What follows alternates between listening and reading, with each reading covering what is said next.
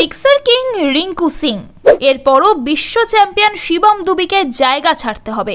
রিঙ্কু মার রাহা হে, এই কথাগুলো শুনতে অভ্যস্ত হয়ে পড়েছেন ভারতীয় ক্রিকেট প্রেমীরা। এই কথাগুলোর সঙ্গে মানিয়ে নিতে সমস্যা হচ্ছে না টিম ইন্ডিয়ার অনুরাগীদের। এর আগে ভারতের অনুরাগীরা মাহি মার রাহা হে বলতে ব্যস্ত থাকতো সব সময়। এখন মহেন্দ্র সিং ধোনিকে আইপিএলে ছাড়া আর খেলতে দেখা যায় না, ফলে এ কথা খানিক কম শুনতে পাওয়া যায়। মাহির ছক্কা মুগ্ধ হয়ে এখনও দেখেন সকলে।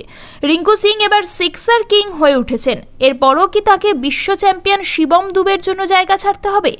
ক্রিকেট মহলে উঠছে সেই প্রশ্ন। আসলেই জিম্বাবুয়ে সিরিজে এখন ব্যস্ত রিঙ্কু সিং। এই সিরিজের প্রথম ম্যাচে শূন্যে আউট হন তিনি।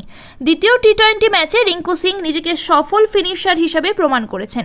22 বলে 48 রানের অপরাজিত ইনিংস উপহার দেন রিঙ্কু।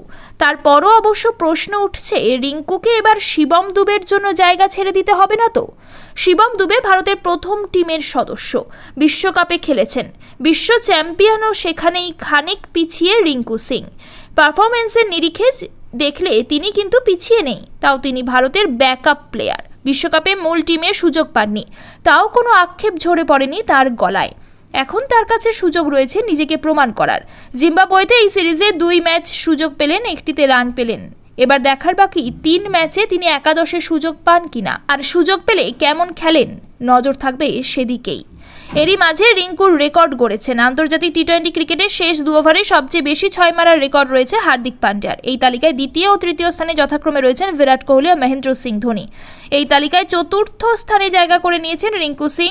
স্লগ ওভারে তিনি 17টি ছক্কা মেরেছেন 48টি বলে।